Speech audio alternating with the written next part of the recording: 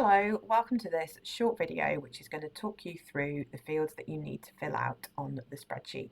This includes recent updates that we have made with some additional fields, so this will be useful if you have already uploaded or if you are brand new to the platform.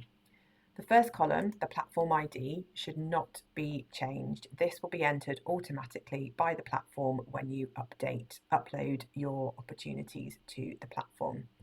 The charity ID is your unique reference for this opportunity and you should enter that here. The title is just the name of the opportunity, for example, Community Support Shopper. The description field here is what the volunteer will be doing.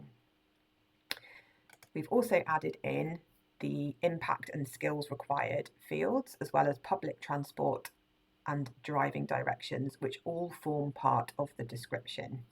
So the impact here is a nice way to explain to the people looking at this what difference this opportunity will make. This is optional to fill out.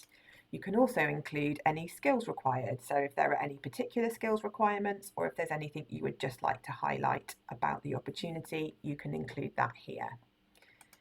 There's also this column to include any public transport directions to help the volunteer find the volunteering opportunity. This may not be relevant if it's not for a specific address. Again, this is optional. And you can also add driving directions here, and you could include parking within this as well. Any information that will help the volunteer to get to and find the location. The commitment here is a drop-down selection, and this is a required field. So you can choose one-off, ongoing, or self-managed. So ongoing might be a regular shift within a cafe or a shop, for example.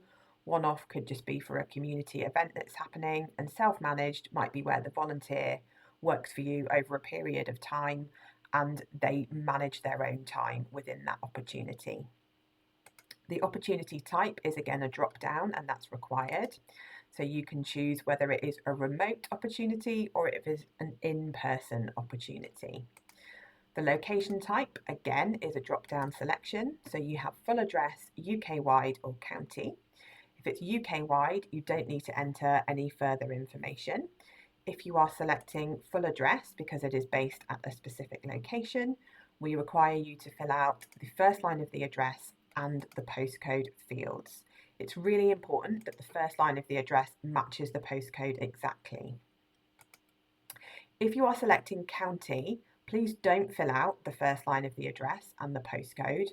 Just select county from your drop down here and then click to the county box and you can choose the county from the drop down selection available.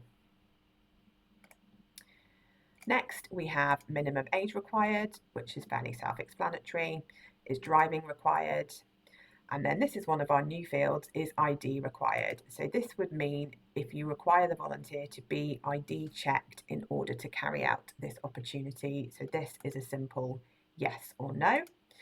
And then another new field here is our application method.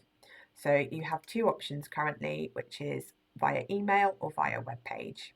If you select email, you then need to fill out the application email column here and enter in the email address which will receive the notifications. It's really important that you check that this is spelt correctly and entered correctly.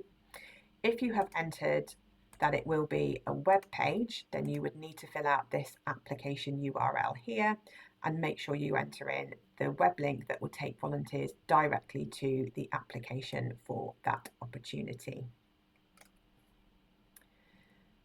Next, you can choose the status, which is a required field. So this is published or unpublished. And what this means, if you select published, is this will be live and visible on the platform.